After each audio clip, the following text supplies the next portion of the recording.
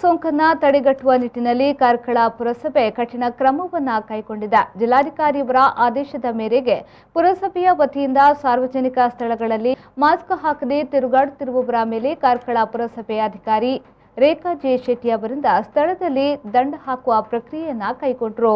ಈ ಸಂದರ್ಭದಲ್ಲಿ ಕಂದಾಯ ಅಧಿಕಾರಿ ಸಂತೋಷ್, ಕಚೇರಿ ಸಿಬ್ಬಂದಿಗಳಾದ ಸೂರ್ಯಕಾಂತ್, ಜಗದೀಶ್, ಶೈಲೇಶ್ ದೇವಾಡಿಗ ಜೊತೆಗಿದ್ರು.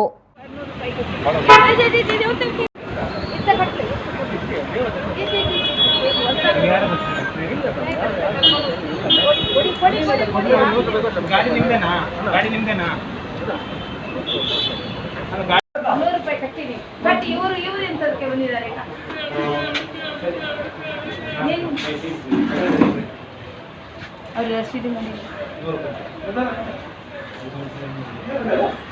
ಹತ್ರ ಇಬ್ರು ಜೊತೆಗೆ ಕೂತಿದ್ದೀರಿ, ಮಾಸ್ಕ್ ಹಾಕಿಲ್ಲ.